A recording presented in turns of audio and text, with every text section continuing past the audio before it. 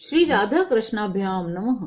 भगवान श्री कृष्ण की कथाओं का आश्रय लेने वाले भक्त जनों, मैं संध्या रानी महात्मा वेद व्यास जी एवं गुरुजनों की आज्ञा से श्रीमद् भागवत महापुराण के दशम स्कंद के तीसरे अध्याय को प्रारंभ करती हूँ। अध्याय 3, भगवान श्री कृष्ण का प्राकट्य। श्री सुखदेव जी कहते हैं, परीक्षित, अब समस्त शुभ गुणों से युक्त बहुत सुहावना समय आया। रोहिणी नक्षत्र था। आकाश के सभी नक्षत्र, ग्रह और तारे शांत और सौम्य हो रहे थे। दिशाएं स्वच्छ प्रसन्न थी। निर्मल आकाश में तारे जगमगा रहे थे। पृथ्वी के बड़े बड़े नगर, छोटे छोटे गांव, अहीरों की बस्तियां, हीरे आदि की खानें मंगलमय हो रही थी। नदियों का जल निर्मल हो गया था। रात्रि के समय भी सरोवरों में कमल खिल रहे थे। वन में वृक्षों की पंक्तियां रंग बिरंगे पुष्पों के गुच्छों से लद गई थी। कहीं पक्षी चहक रहे थे, कहीं भौरे गुनगुना रहे थे। उस समय परम पवित्र और शीतल मंद सुगंध वायु अपने स्पर्श से लोगों को सुखदान करती हुई बह रही थी। ब्राह्मणों के अग्निहोत्र की कभी न बुझने वाली अग्नियां, जो कंस के अत्याचारों से बुझ गई थी, वे इस समय अपने आप जल उठी। संत पुरुष पहले से ही चाहते थे कि असुरों की बढ़ती न होने पाए। अब उनका मन सहसा प्रसन्नता से भर गया।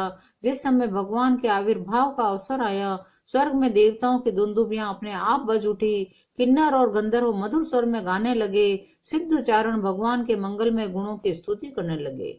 जन्म मृत्यु के चक्र से छुड़ाने वाले जनार्दन के अवतार का समय था। निशीथ चारों ओर अंधकार का साम्राज्य था। उसी समय सबके हृदय में विराजमान भगवान विष्णु देव रूपिणी देवकी के गर्भ से प्रकट हुए, जैसे पूर्व दिशा में 16 कलाओं से पूर्ण चंद्रमा का उदय हो गया हो। वसुदेव जी ने देखा, उनके सामने एक अद्भुत बालक है। उसके नेत्र कमल के समान कोमल और विशाल हैं। 4 सुंदर हाथों में शंख, गदा, चक्र और पद्म लिए हुए हैं। वक्ष स्थल पर श्रीवत्स का चिन्ह अत्यंत सुंदर सुवर्णमयी रेखा है। गले में कौस्तुभ मणि झिलमिला रही है। वर्षाकालीन मेघ के समान परम सुंदर श्यामल शरीर पर मनोहर पीतांबर फहरा रहा है। बहुमूल्य वैदुर्य मणि के किरीट और कुंडल की कांति से सुंदर सुंदर घुंघराले बाल सूर्य की किरणों के समान चमक रहे हैं। कमर में चमचमाती करधनी की लड़ियां लटक रही हैं। बाहों में बाजूबंद, कलाइयों में कंकन शोभायमान हो रहे हैं। इन सब आभूषणों से सुशोभित बालक के अंग अंग से अनोखी छटा छिटक रही है। जब वसुदेव जी ने देखा कि मेरे पुत्र के रूप में स्वयं भगवान ही आए हैं, पहले तो उन्हें असीम आश्चर्य हुआ, फिर आनंद से उनकी आंखें खिल उठी। उनका रोम रोम परमानंद में मग्न हो उठा। श्री कृष्ण का जन्मोत्सव मनाने की उतावली में उन्होंने उसी समय ब्राह्मणों के लिए 10,000 गायों का संकल्प कर दिया। सुखदेव जी कहने लगे, परीक्षित, भगवान श्री कृष्ण अपनी अंग कांति से सूती का ग्रह को जगमग कर रहे थे। जब वसुदेव जी को निश्चय हो गया ये तो परम पुरुष परमात्मा ही हैं, तब भगवान का प्रभाव जान लेने से उनका सारा भय जाता रहा। अपनी बुद्धि स्थिर करके उन्होंने भगवान के चरणों में अपना सिर झुका दिया और हाथ जोड़कर वे स्तुति करने लगे। वसुदेव जी ने कहा, मैं समझ गया कि आप प्रकृति से अति साक्षात पुरुषोत्तम हैं। आपका स्वरूप है केवल अनुभव और केवल आनंद। आप समस्त बुद्धियों के एकमात्र साक्षी हैं। आप सब कुछ हैं, सबके अंतर्यामी हैं, परमार्थ सत्य आत्म स्वरूप हैं। गुणों का आवरण आपको ढक नहीं सकता, इसलिए आप न बाहर हैं न भीतर हैं। हे प्रभु, कहते हैं कि आप स्वयं समस्त क्रियाओं, गुणों और विकारों से रहित हैं, फिर भी इस जगत की सृष्टि, स्थिति और प्रलय आपसे ही होते हैं। यह बात परम ऐश्वर्यशाली परम ब्रह्म परमात्मा आपके लिए असंगत नहीं है, क्योंकि तीनों गुणों के आश्रय आप ही हैं। इसलिए उन गुणों के कार्य आदि का आप में ही आरोप किया जाता है। आप ही तीनों लोगों की रक्षा करने के लिए अपनी माया से सत्वमय शुक्ल वर्ण धारण करते हैं। उत्पत्ति के लिए रज प्रधान रक्त वर्ण और प्रलय के समय तमोगुण प्रधान कृष्ण वर्ण स्वीकार करते हैं। प्रभु, आप सर्वशक्तिमान हैं, सबके स्वामी हैं। इस संसार की रक्षा के लिए आपने मेरे घर अवतार लिया है। आजकल कोटि कोटि असुर सेनापतियों ने राजाओं का नाम धारण कर रखा है, अपने अधीन बड़ी बड़ी सेनाएं कर रखी हैं। आप उन सब का संहार करेंगे। देवताओं को भी आराध्य प्रभु, यह कंस बड़ा दुष्ट है। इसे जब मालूम हुआ आपका अवतार हमारे घर होने वाला है, तब उसने आपके भय से आपके बड़े भाइयों को मार डाला। अभी उसके दूत आपके अवतार का समाचार उसे सुनाएंगे। वह अभी अभी हाथ में शस्त्र लेकर दौड़ा आएगा। श्री सुखदेव जी कहते हैं, परीक्षित, इधर देवकी ने देखा कि मेरे पुत्र में तो पुरुषोत्तम भगवान के सभी लक्षण मौजूद हैं। पहले तो उन्हें कंस से कुछ भय मालूम हुआ, परंतु फिर वे बड़े पवित्र भाव से मुस्कुराती हुई भगवान की स्तुति करने लगी। प्रभु, वेदों ने आपके जिस रूप को अव्यक्त और सबका कारण बतलाया है, जो ब्रह्म ज्योति स्वरूप समस्त गुणों से रहित और विकारहीन है, जिसे विशेषण रहित, अनिर्वचनीय, निष्क्रिय, केवल विशुद्ध सत्ता के रूप में कहा गया है, वही बुद्धि आदि के प्रकाशक विष्णु आप स्वयं हैं। प्रकृति के एकमात्र सहायक प्रभु, निमेष से लेकर वर्ष पर्यंत अनेक विभागों में विभक्त जो काल है, जिसकी चेष्टा से संपूर्ण विश्व सचेष्ट हो रहा है, जिसकी कोई सीमा नहीं है, वह आपकी लीला मात्र है। आप सर्वशक्तिमान और परम कल्याण के आश्रय हैं। मैं आपकी शरण लेती हूँ। प्रभु, यह जीव मृत्युग्रस्त हो रहा है। आज बड़े भाग्य से इसे आपके चरणा बिंदु की शरण मिल गई है, अतः अब यह स्वस्थ होकर सुख की नींद सो रहा है। प्रभु, आप भक्त भयहारी हैं। हम लोग इस दुष्ट कण से बहुत ही भयभीत हैं। आप हमारी रक्षा कीजिए। आपका यह चतुर्भुज दिव्य रूप ध्यान की वस्तु है। इसे केवल मांस मज्जा में शरीर पर ही दृष्टि रखने वाले देहाभिमानी पुरुषों के सामने प्रकट मत कीजिए। हे मधुसूदन, इस पापी कंस को ये बात मालूम न हो कि आपका जन्म मेरे गर्भ से हुआ है। मेरा धैर्य टूट रहा है। आपके लिए मैं कंस से बहुत डर रही हूँ। हे विश्वात्मन, आपका यह रूप अलौकिक है। आप शंख चक्र गदा पद्म की शोभा से युक्त अपना यह चतुर्भुज रूप छिपा लीजिए। प्रलय के समय आप इस संपूर्ण विश्व को अपने शरीर में वैसे ही स्वाभाविक रूप से धारण करते हैं, जैसे कोई मनुष्य अपने शरीर में रहने वाले छिद्र रूपी आकाश को। वही परम पुरुष परमात्मा आप मेरे गर्भवासी हुए। यह आपकी अद्भुत मनुष्य लीला नहीं तो और क्या है।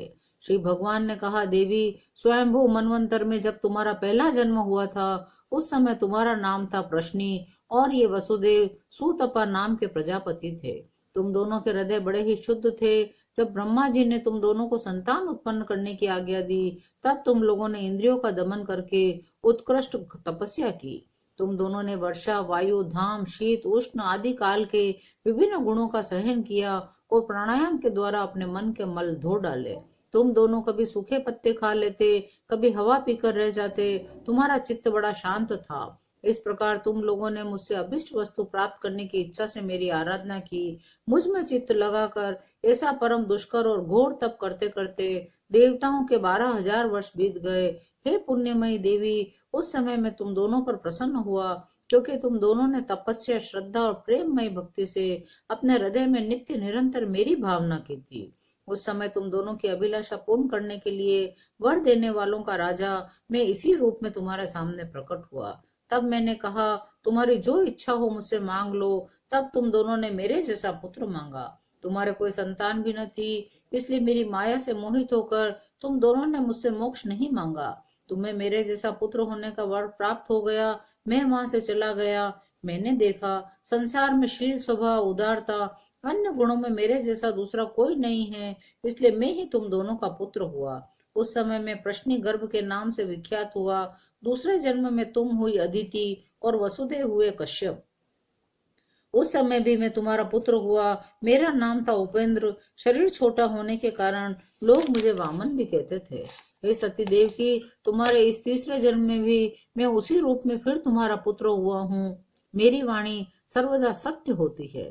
मैंने तुम्हें अपना ये रूप इसलिए दिखला दिया है कि तुम्हें मेरे पूर्व अवतारों का स्मरण हो जाए।